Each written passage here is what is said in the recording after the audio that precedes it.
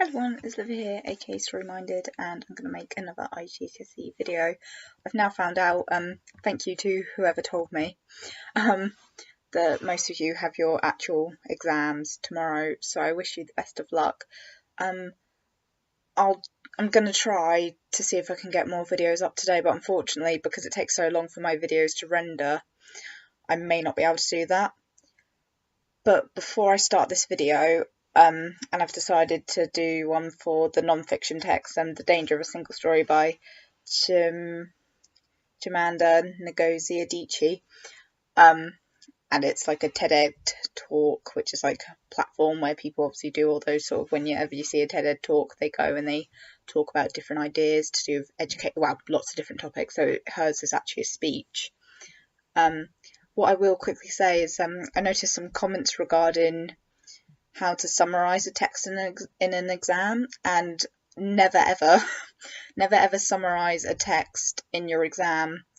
It'll waste time, you won't get extra marks for it. The examiners don't expect you to summarise the text. They know what the text is about. What they're looking for is for you to answer the question and actually analyse.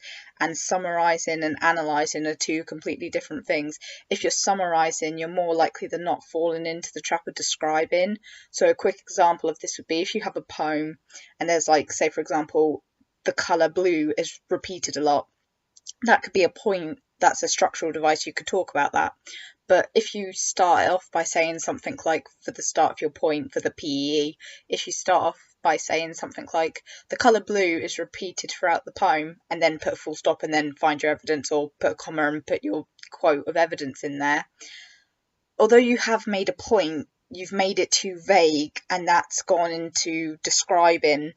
Whereas if you say something like, the colour blue is repeated throughout the poem to create a sense of poignancy, which is like that feeling of sadness, then that is a much stronger point, which you then find analysis for, and then you can explain it and further analyse it. So it's just the way you structure your points. It needs to be really specific. So if you feel like you're just describing, remember to be as specific as possible, because the more specific you are, the clearer it will be for your examiners. Examiners only ever have what we say to go on.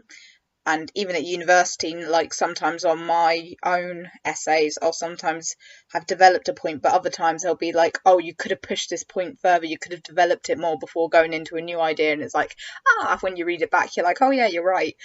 So try not to fall into the trap of describing, because you don't want to describe, you don't need to summarise, and that's where your skim reading skills come in. So even if you have a really, really long extract, depending on what the question is asking you to answer or what the question wants you to look for, it will guide you. So don't feel like you need to fully summarise the extract unless your little mini bit of summary leads into your points. Then don't do it. It's better to do a mini introductory paragraph to explain what you're going to be talking about. So, and linking your introduction back to the question to show to the examiner you understand the question and you're clearly going to answer it. Okay, so on to this text. So it just says a little bit before it, Adichie, a successful novelist, delivered this speech at a TED conference. She speaks about the power of storytelling and the danger of single view. So this text is all to do with the idea of cultural identity and sort of embracing your identity and kind of issues that sort of were issues that she encountered in her childhood. So it's very nostalgic and reminiscent. It's retrospective. She talks about her childhood and how growing up she discovered that there were people like her in literature. So it starts with a really lovely short snappy opening. I'm a storyteller, and I would like to tell you a few personal stories about what I like to call the danger of a single story. So she's obviously using direct address. It's in first person, but she's using direct address to communicate with her audience, and obviously it's a speech, so this is like relevant. She's trying to make a connection with people. I grew up on a university campus in eastern Nigeria. My mother says that I started reading at the age of 2, although I think 4 is probably close to the truth. So I was an early reader, and what I read were British and American children books. I was also an early writer, and when I began to write, at about the age of 7, stories in pencil with crayon illustrations that my poor mother was obligated to read, I wrote exactly the kind of stories I was reading. All my characters were white and blue-eyed, they played in the snow, they ate apples, and they talked a lot about the weather, how lovely it was that the sun had come out. So what I love about this speech, it's so powerful, but one of the techniques you can really start to unpick is the sense of humour that she's using. She's using a lot of humour to kind of make it relatable to her audience, get the audience on her side, and there's almost like this hidden technique, I would personally argue, intertextuality. Intertextuality is when a text references either directly or explicitly or implicitly. So implicit is when it's kind of subtle. Explicit is when something is very direct. I would say there's implicit intertextuality, because where she mentions about they played in the snow, they ate apples, that makes me think of Snow White. So it's almost like, if it's not intertextuality, then I would argue that it's like an allusion, which is not illusion as in something that's like an illusion that you can't sort of really see. Allusion, which is spelt with an A. An allusion is alluding to something, so it's kind of it's like putting an idea in your head and it's kind of suggesting something. It's like a hint. An allusion is like a hint. And also she's using a lot of like cultural stereotypes also for humour. So like the idea that, and they talked a lot about the weather. Yeah. When you're British, you do talk about the weather a lot for some weird reason. But it's kind of like making it humorous and light-hearted and really enjoyable to listen to. Now, this despite the fact that I lived in Nigeria. I had never been outside Nigeria. We didn't have snow, we ate mangoes, and we never talked about the weather because there was no need to. So once again, she's using like a lot of humour. It's a very sort of warm-hearted speech, and it's very personal, and she's using anecdotes of her childhood to reflect. So anecdotes are like mini little stories that recount someone's life. And it's very conversational, so it's very simplistic language that she's using, but just because it's simplistic doesn't mean it's not powerful. It's incredibly powerful.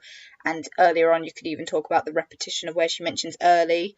So she's kind of like, she acknowledges the fact that even as a child, she kind of had this desire to learn and this desire to read and write. And it's kind of like, despite potentially coming from a cultural background that may not have had access to all of the opportunities that other people have, she was very determined to sort of make something of herself and do something that she loved. So you can talk about how kind of like inspirational her sort of talk is. What this demonstrates, I think, is how impressionable and vulnerable we are in the face of a story. That's lovely. That's a really lovely use of personification, like the face of a story that you could unpick, particularly as children, because all I had read were books in which characters were foreign. I had become convinced that books by their very nature had to have foreigners in them and had to be about things with which I could not personally identify. Now, things changed when I discovered African books. There weren't many of them available, and they weren't quite as easy to find as the foreign books. But because of writers like, I'm so sorry, I don't know how to pronounce these names, Chinua Achebe and Kamara Lay, I went through a mental shift in my perception of literature. I realised that people like me, girls with skin the colour of chocolate, whose kinky hair could not form ponytails, could also exist in literature.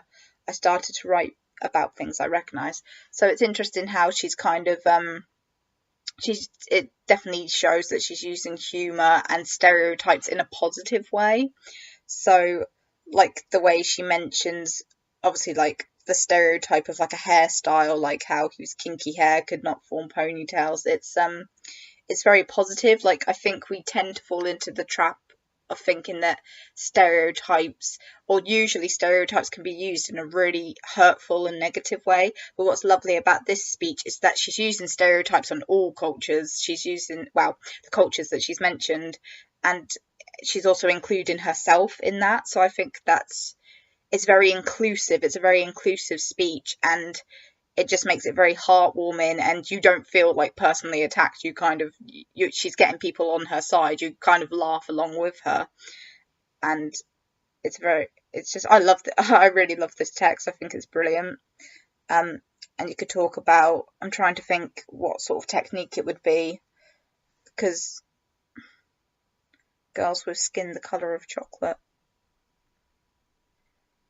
I guess the idea, the colour of chocolate, that could be seen as a metaphor, but it's very clever the way she's used a metaphor, because it's also quite literal, because she's literally talking about skin colour, but it's interesting how she describes it in that way.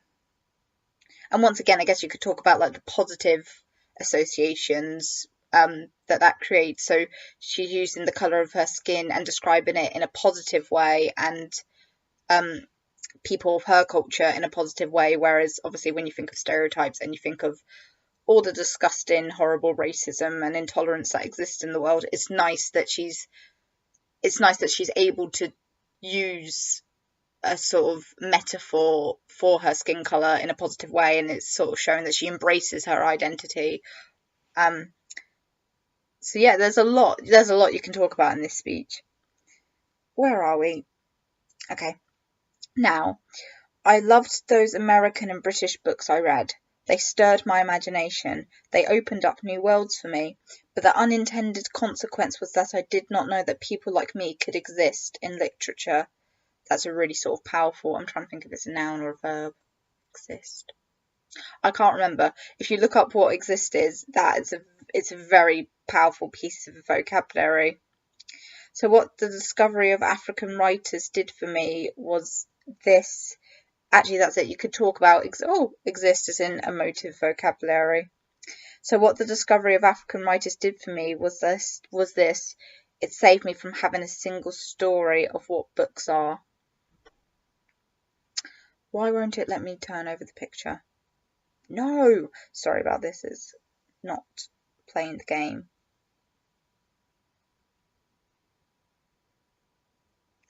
I come from a conventional middle-class Nigerian family. My father was a professor, my mother was an administrator, and so we had, as was the norm, live-in domestic help, who would often come from nearby rural villages. Oh, that's quite interesting. So earlier on in the text, obviously because we hadn't seen the rest of her speech, it's interesting how it's almost like as an audience member we can make the assumption that she might not have necessarily had all of the opportunities or educational opportunities belonging to other people, but actually even within her own culture she's identified that she came from a middle class Nigerian family, so they had live-in domestic help, and that kind of sort of juxtaposes traditional stereotypes where you may contextually associate someone from a different cultural background.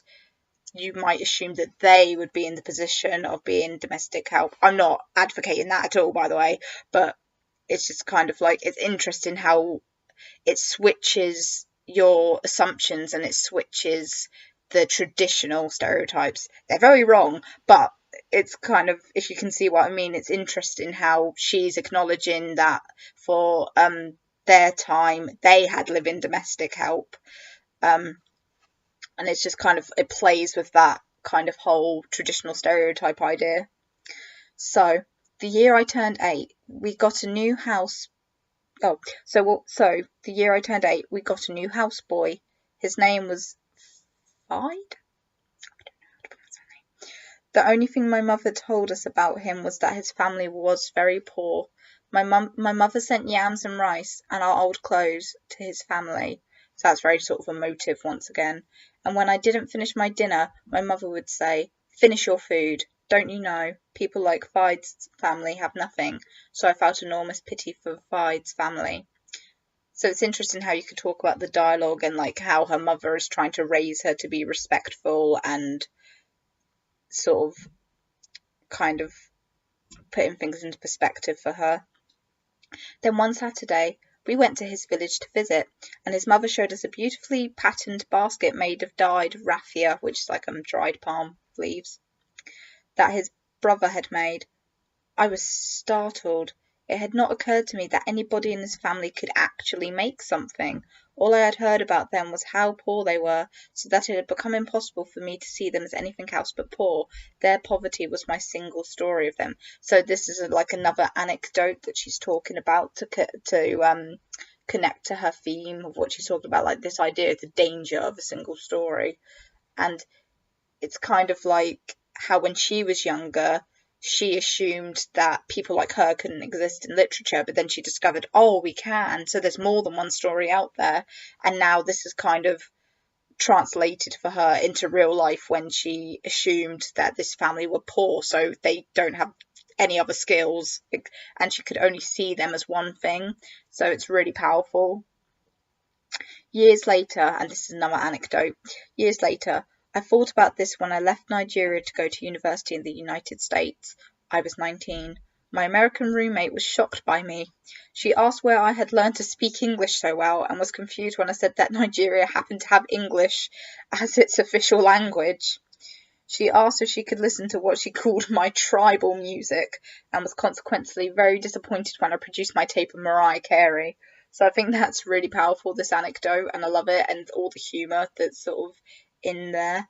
It sort of really highlights different cultures coming together and how her American roommate is assuming that she has tribal music, and like she's amazed that she can speak English, and it's it's kind of sort of using humour to make what can be a very touchy, a very emotive subject. It's making it easier for everyone to access, which I think is really important.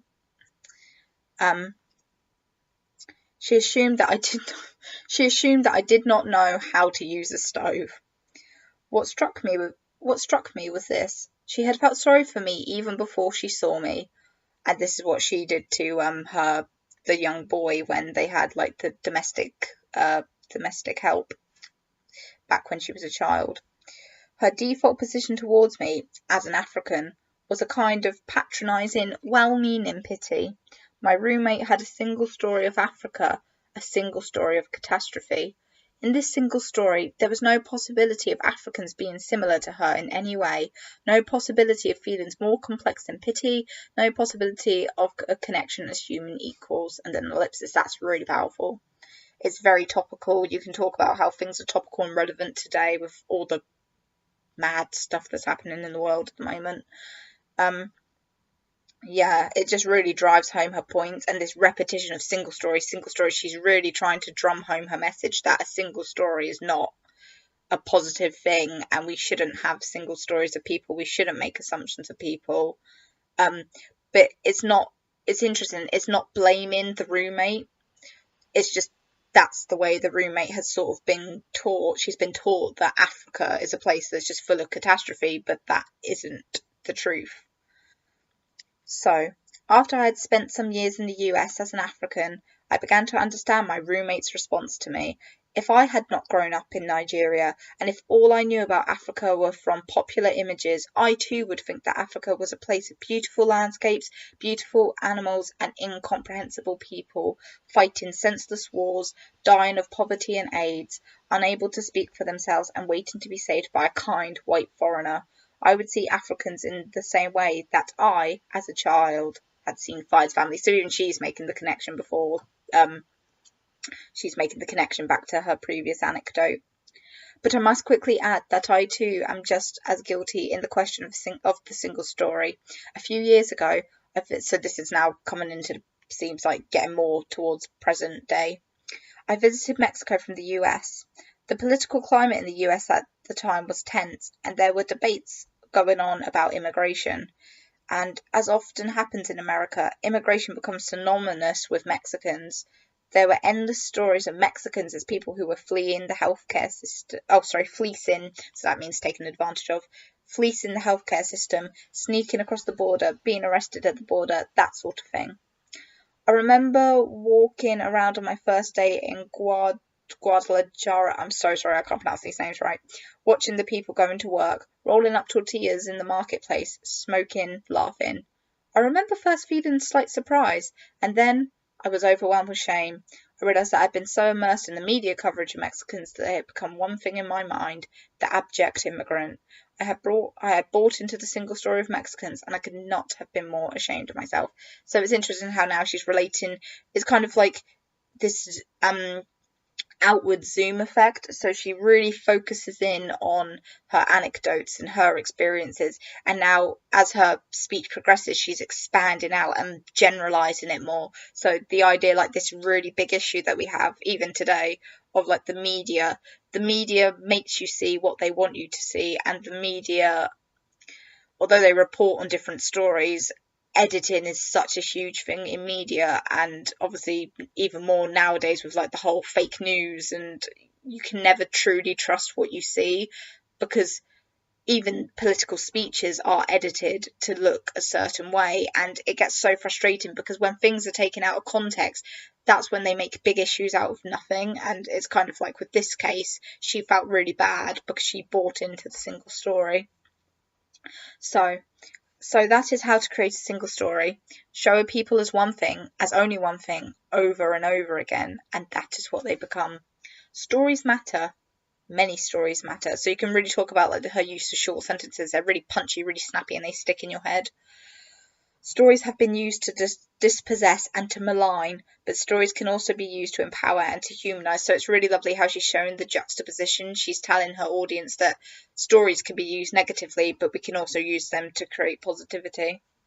Stories can break the dignity of a people, but stories can also repair that broken dignity.